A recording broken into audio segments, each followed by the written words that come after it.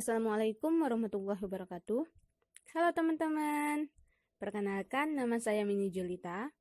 Nomor induk mahasiswa 2017-133039, Program Studi Pendidikan Geografi. Sekarang, saya merupakan mahasiswi aktif di salah satu universitas swasta terbaik di L2 Dikti Wilayah 2, yaitu Universitas PGRI Palembang. Kampus biru, kampus melaju dengan mutu. Universitas PGRI Palembang memiliki 5 fakultas dan 12 prodi untuk Fakultas Keguruan dan Ilmu Pendidikan. Salah satunya yaitu Program Studi Pendidikan Geografi. Sebagai seorang mahasiswi pendidikan geografi, saya sangat bersyukur bisa masuk ke bagian keluarga geografi. Kenapa? Karena pendidikan geografi mempunyai dosen-dosen yang berkualitas, dosen-dosen yang unggul. Selain dosen-dosennya yang unggul, mahasiswanya juga unggul, memiliki berbagai prestasi baik di dalam kampus maupun di luar kampus. Pendidikan geografi juga memiliki berbagai fasilitas yang mendukung dalam proses pembelajaran, seperti adanya laboratorium geografi yang ada di Science Center. Ayo adik-adik dan teman-teman sekalian, masuk pendidikan geografi. Ditunggu kedatangannya ya.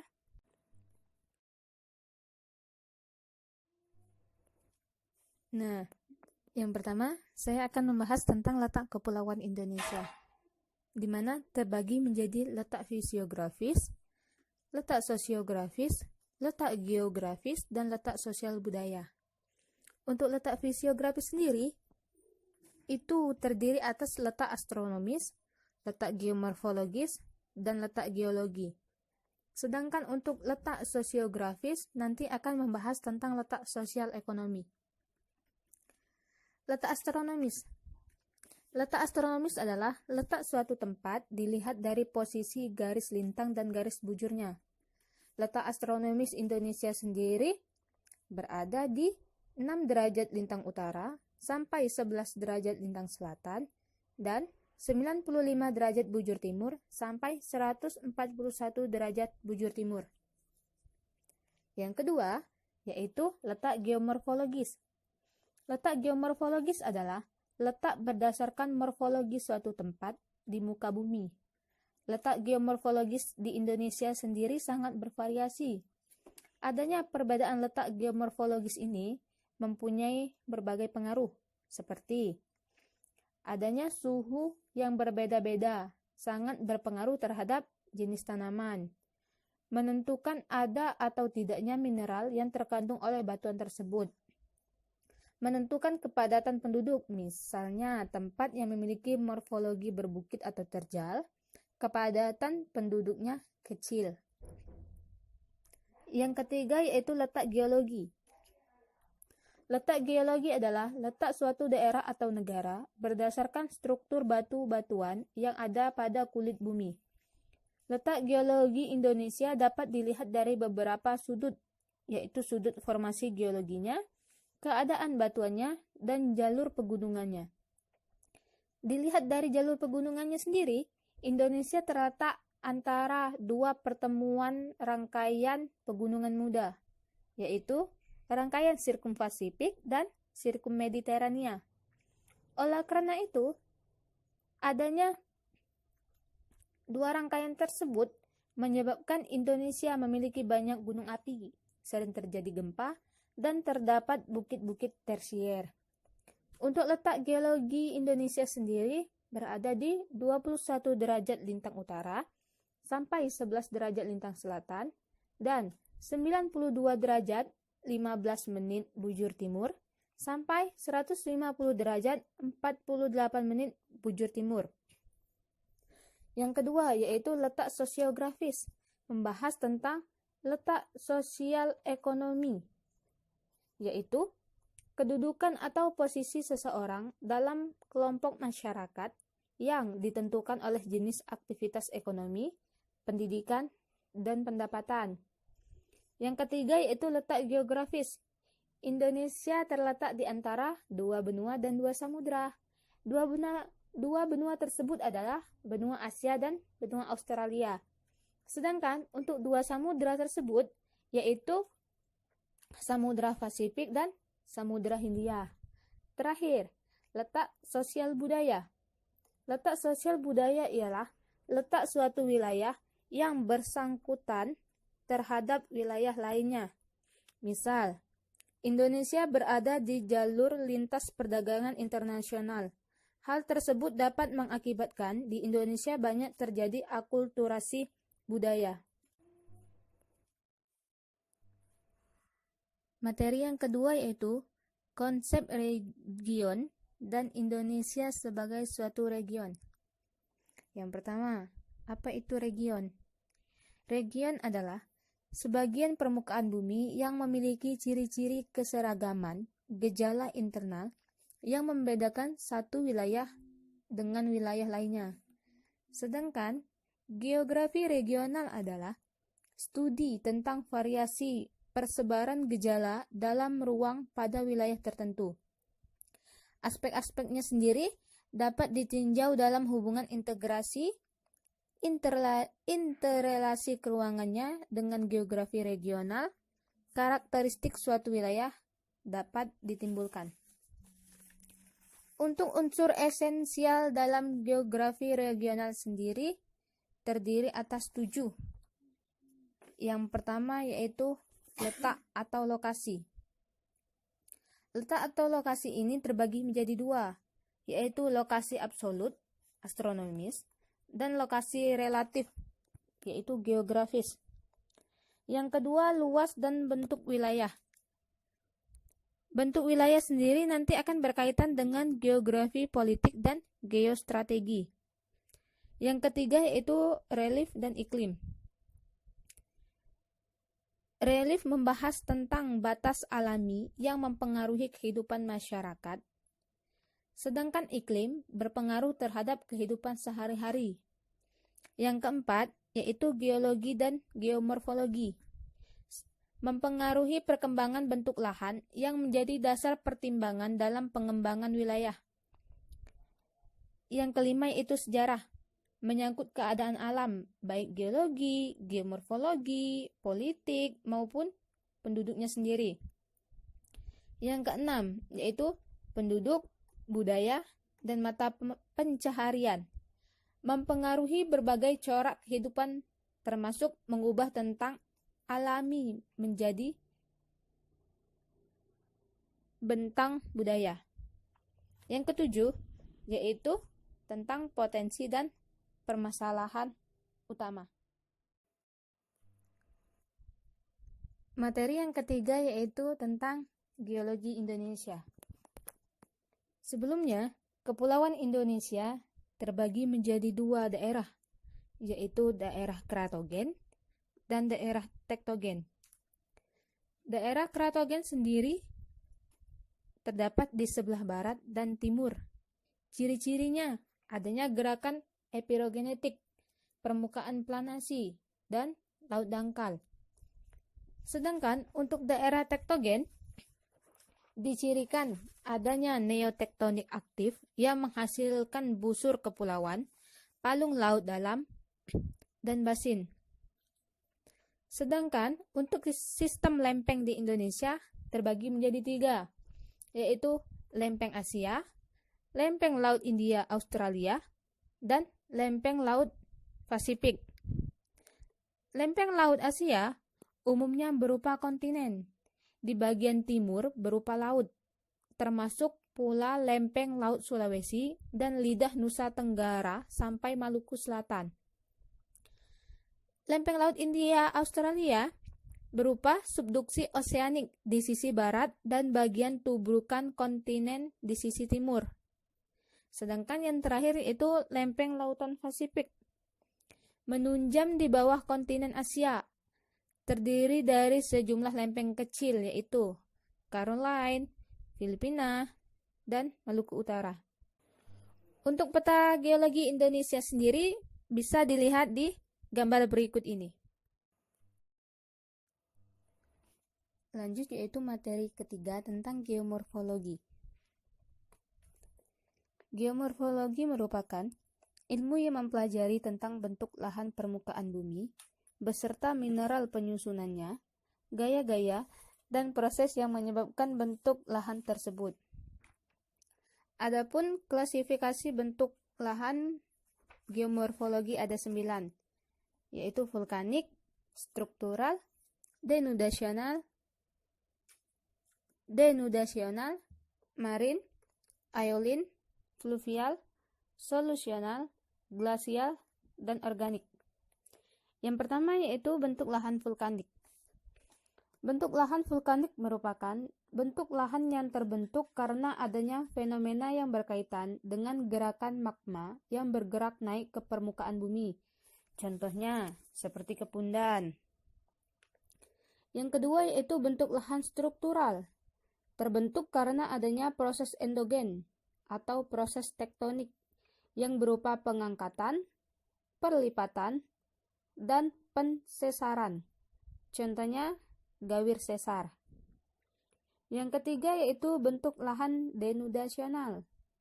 Merupakan kesatuan dari proses pelapukan, gerakan tanah, erosi, yang kemudian diakhiri proses pengendapan. Contohnya seperti pegunungan terkikis dan bukit sisa.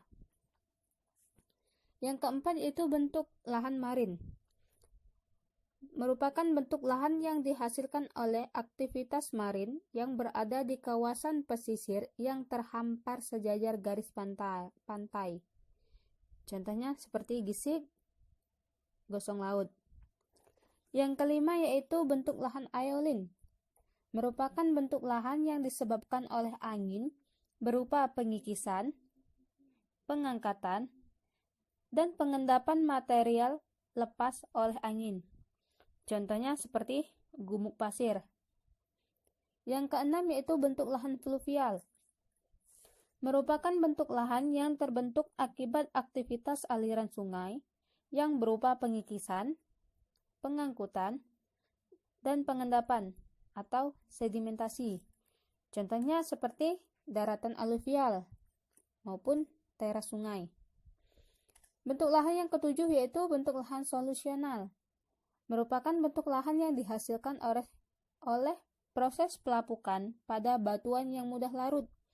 Contohnya seperti dolina atau dataran kars. Bentuk lahan yang kedelapan yaitu bentuk lahan glasial. Merupakan bentuk lahan yang dihasilkan oleh aktivitas es atau gletser yang menghasilkan suatu bentang alam. Dan yang terakhir yaitu bentuk lahan organik. Merupakan bentuk lahan yang secara alamiah terbentuk dari proses kegiatan makhluk hidup. Contohnya seperti terumbu karang. Materi yang kelima yaitu tentang iklim dan biogeografi. Yang pertama iklim. Apa sih iklim itu? Iklim merupakan keadaan suatu wilayah dalam cakupan yang besar dan dalam jangka waktu yang sangat lama. Bisa berpuluh tahunan. Apa saja unsur-unsur dalam iklim? Yang pertama yaitu suhu udara. Yang kedua tekanan udara. Yang ketiga angin. Yang keempat kelembaban udara. Dan yang kelima presipitasi. Yang pertama suhu udara. Suhu udara merupakan suatu kondisi yang dirasakan di permukaan bumi. Disimbolkan dalam bentuk derajat Celcius. Yang kedua yaitu tekanan udara. Merupakan tenaga yang menggerakkan massa udara suatu tempat ke tempat yang lain. Dan yang ketiga yaitu angin. Udara yang bergerak dari tekanan tinggi ke tekanan rendah. Angin sendiri dibagi menjadi dua macam, yaitu angin lokal dan angin musim. Angin lokal contohnya seperti angin darat, angin laut, angin di gunung, lembah, fon, dan badai guru. Sedangkan untuk angin musim, contohnya seperti monsun. Yang keempat yaitu kelembaban udara. Merupakan suatu keadaan banyak atau sedikitnya air yang terkandung di dalamnya atau yang terkandung di udaranya. Dan yang terakhir yaitu presipitasi atau curah hujan. Curah hujan sendiri yang sering terjadi di Indonesia dibagi menjadi 3. Yang pertama yaitu curah hujan konveksional, yang kedua curah hujan orografik, dan yang ketiga curah hujan sinklonik. Curah hujan konveksional disebabkan karena adanya gaya apung konveksi, sehingga memiliki arus udara ke atas sangat cepat, menyebabkan awan menjadi sangat tebal. Yang kedua, yaitu curah hujan orografik. Biasanya terjadi di daerah pegunungan. Pembentukannya sering dibantu oleh proses konveksi. Dan yang terakhir, yaitu curah hujan sinklonik. Disebabkan oleh konvergensi horizontal massa udara lembab, yaitu penumpukan massa udara lembab atau uap air. Terjadi karena adanya gabungan proses sinklonik dan konveksi, sehingga menghasilkan hujan yang sangat lebat. Setelah materi iklim, ada juga materi tentang biogeografi Indonesia. Apa sih sebenarnya biogeografi itu? Biogeografi merupakan cabang ilmu biologi yang mempelajari tentang keanekaragaman hayati berdasarkan ruang dan waktu. Cabang ilmu ini bertujuan untuk mengungkapkan mengenai kehidupan suatu organisme dan apa yang mempengaruhinya. Untuk biogeografi ini dikhususkan untuk 2 poin, yaitu tentang flora, tumbuhan, dan tentang fauna, hewan. Untuk sebaran flora dan fauna sendiri di Indonesia bisa dilihat dari peta yang sudah disajikan. Terakhir, yaitu tentang letak astronomis dan geologis Indonesia, serta pengaruh keruangannya. Adanya garis lintang dan garis bujur ini tentunya memiliki pengaruh terhadap bumi. Contoh, pengaruh garis lintang yaitu letak garis lintang berpengaruh terhadap jenis iklim matahari di Indonesia, yaitu iklim tropis, di mana ditunjukkan dengan karakteristik temperatur tinggi dan curah hujan yang tinggi. Sedangkan pengaruh letak berdasarkan garis bujur, yaitu berkaitan dengan rotasi bumi, berpengaruh terhadap pembagian waktu harian. Di Indonesia sendiri, zona waktu dibagi menjadi 3, yaitu WIB, waktu Indonesia Barat, WITA, waktu Indonesia Tengah, dan WIT, waktu Indonesia Timur. Letak geologi ini sendiri, selain menimbulkan potensi bencana geologi, letak geologi Indonesia juga berpengaruh terhadap keberadaan berbagai macam sumber daya geologi. Contoh, benturan lempeng dapat menyebabkan struktur batuan yang beragam. Berbagai batuan bervariasi membuat wilayah Indonesia kaya akan sumber daya geologi. Selain itu, banyak jenis mineral logam yang muncul, seperti emas, tembaga, perak, besi, kromit, dan timah. Selain mineral logam, juga ada jenis mineral non-logam.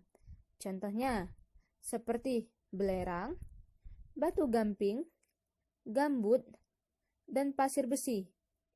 Di wilayah Indonesia juga terdapat sumber energi seperti minyak bumi, gas alam, dan batu bara.